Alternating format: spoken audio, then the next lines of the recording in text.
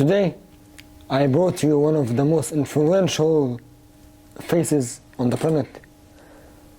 Welcome with me, Mada. Thank you for having me. How are you, Mada, today? I'm good, and you? All good. Thank you for joining us today, Mada. Appreciate it. We're very excited to have you for this interview. The world knows you as the underdog you are. Can you tell us how it all began? Yeah, it started when I was 1 year old, actually, when my parents died in a car accident. So I've been an orphan since 1, and then the ball was basically my only friend. You must have had a lot of perseverance to get through that. You must have had a lot of courage. Can you describe those early days for me? Yeah, sure. It was a lot of jumping around foster homes and orphanages and just trying to find a place to stay.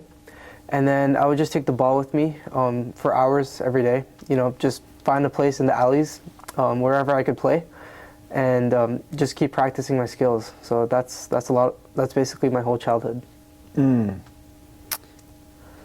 That's a powerful image. But surely it wasn't just the dream that kept you going. Where did you find the strength to keep going? It was just survival. Being an orphan, you don't really have anyone to help you, so you're kind of on your own, right?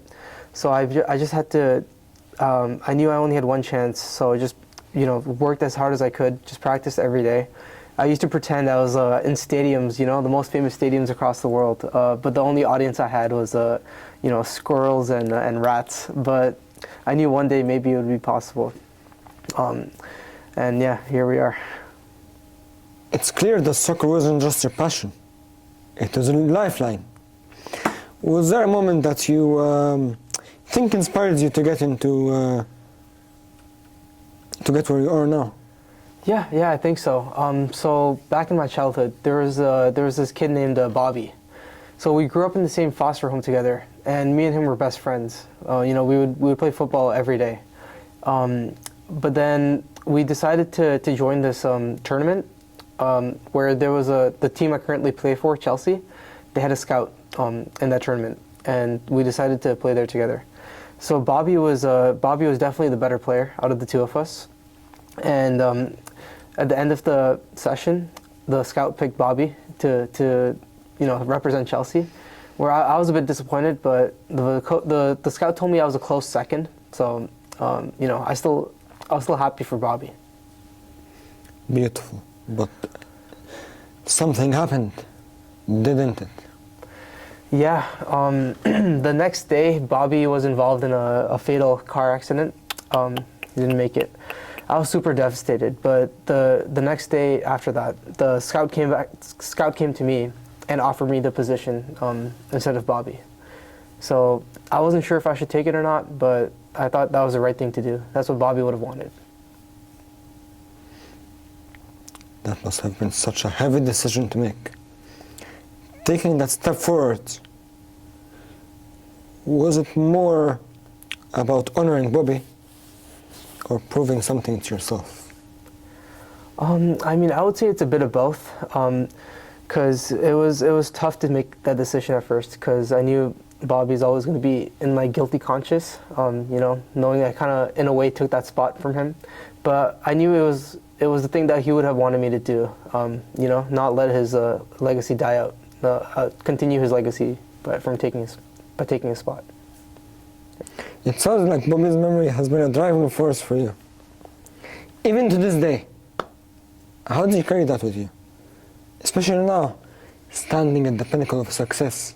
Do you not feel guilt?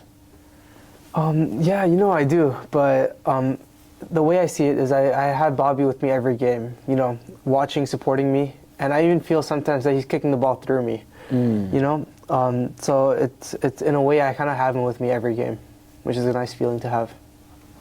It's remarkable to hear how far you've come.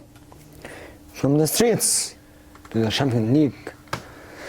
But your story is more than just soccer, isn't it? It's about resilience and hope. What message would you give to the young audience who might be in your shoes when you were young? I mean, I know it's kind of cliche, but never give up, you know? Dreams are tough to achieve, but they're worth fighting for. Even when it feels like the whole world is against you, you know? Just never stop. Always keep pushing. Never give up. That's my advice. Thank you. And yet, some have said that your rise to fame was unusually swift. Can you comment on that? I mean, what can I say? I guess hard work pays off. Hard work indeed. But talent scouts don't usually find players in the local league overnight. So, how did they discover you? I guess I just got lucky, you know? Right place, right time. Is that so? Is that so? Hard work or connections? Your last name is Kidgar, isn't it? He's the Chelsea manager, isn't he? You're his son. Look no, at this. that's just that must be like an AI generated images. I don't know. I've been an orphan since I was 1. Is that so? Yeah. Is that so? Then this email, this certain agreement, it was to make sure that you're in Chelsea, wasn't it? Look at this. Look at this. It's a written agreement for you to stay in Chelsea. No, I don't know what you're talking about. I just worked harder than everyone else. I don't think you understand. If I'm just looking correctly, opportunities. that's blackmail.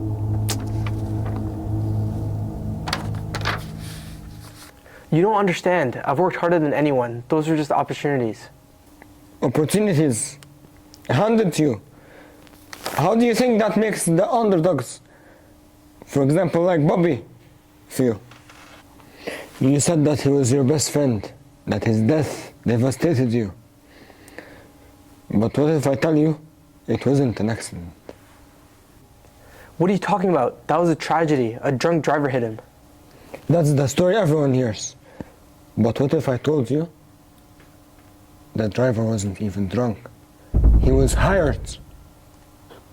Your father, the owner of Chelsea FC, he had to make sure that you got your shot, didn't he?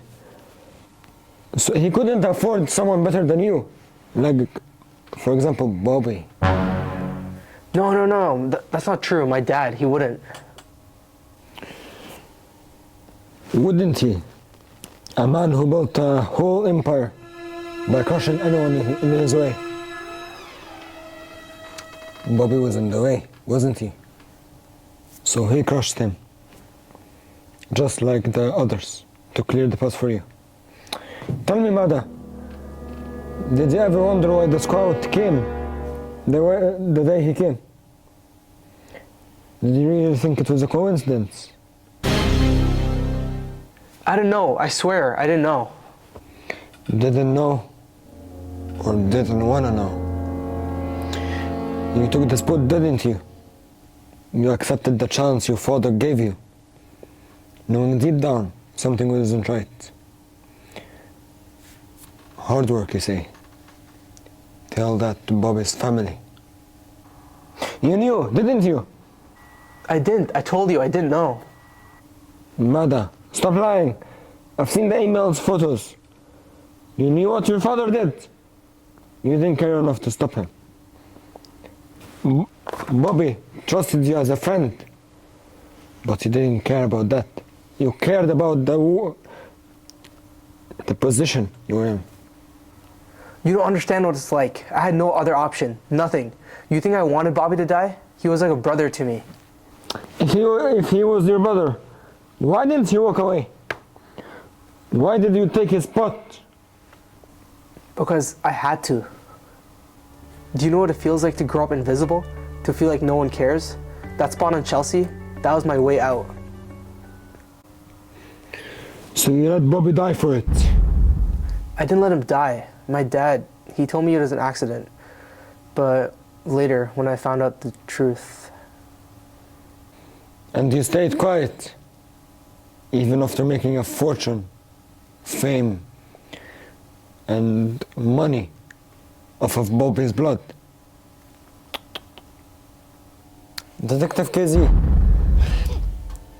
this interview is never about you or your success story. I've been trying to hunt you down for the last year. Now I have enough evidence. You're going to jail. Wait, you don't understand. I didn't have a choice. You always had a choice. You just made the wrong one. Bobby would have wanted me to succeed. Bobby wanted a friend. You failed him.